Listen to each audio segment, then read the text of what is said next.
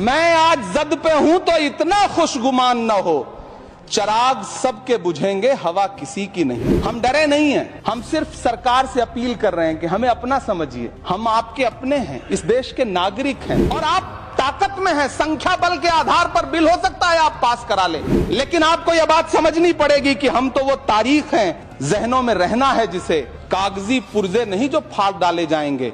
जिस जमी पर मैं खड़ा हूं ये मेरी पहचान है। आप आंधी हैं तो क्या मुझको उड़ा ले जाएंगे? ये बिल सिर्फ इस देश के मुसलमानों को नीचा दिखाने का और अपने एक ऐसे मतदाता वर्ग को खुश करने का बिल है जिनको इस बिल के पास हो जाने से कुछ मिलेगा भी नहीं। जिल्ले इलाही, जमहूरियत जो है वो नफरत और ठसक से नहीं चलती है, अकड़ से नहीं चलती है, उसमें सबकी हिस्सेदारी जरूरी है। सबको समझना पड़ेगा कि जब जंगल में आग लगती है तो न वो बरगद बचते हैं जो हवा को आंधी में तब्दील करते हैं, न वो बांस बचते हैं जो आपसी रगड़ से चिंगारी पैदा करते हैं। जिस बिल को मुसलमानों के हुकूक की हिफाजत करने वाला बिल बताया जा रहा है, उसी को पेश करने के लिए और उस पर बात करने के लिए लोकसभा में भाजपा सरकार के पास एक भी मुस्लिम सांसद नहीं है। जिस वक्फ बिल को मुस्लिम महिलाओं को हक दिलाने वाला बताया जा रहा है, उसे संसद में पेश करने वाली पार्टी के पास न तो राज्यसभा में, न लोकसभा में, न देश की किसी विधानसभा में एक भी मुस्लिम महिला सदस्य नहीं।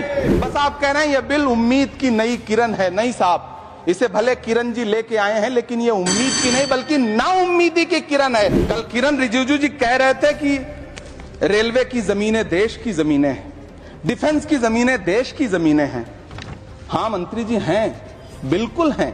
तो हम भी तो इसी देश के नागरिक हैं, हम भी तो इसी देश के बेटे हैं, तो वक्फ की जमीनें भी तो इसी देश की जमीनें हैं, उनको पराया क्यों बोलते हैं आप? और मंत्री जी, मैं इस सदन में अलल ऐलान ये कहता हूं कि जब भी इस देश की जमीन को लहू की जरूरत होगी, आपसे 2 कदम आगे इमरान खड़ा मिलेगा, ये मैं आपसे यकीन दिलाते हुए कह रहा हूं।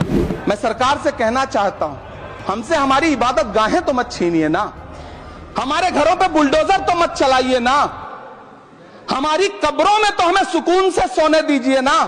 लेकिन डॉक्टर बाबा साहब अंबेडकर के संविधान को हर दिन कुचलने वाली ये सरकार देश के मुसलमानों से नफरत में इतनी अंधी हो गई है कि खुलेआम देश की संसद में देश सरकार के माइनॉरिटी मिनिस्टर साहब और होम मिनिस्टर साहब झूठ बोलते हैं और देश को गुमराह करते हैं। धन्यवाद मोदी जी, क्या बढ़िया सौगातें मोदी दे रहे हैं आप। पहले हमें गुजराते मोदी दिया, आप सौगातें मोदी दे रहे हैं कि इसी ठसक के साथ देश की संसद में सीए का कानून भी लाया गया था।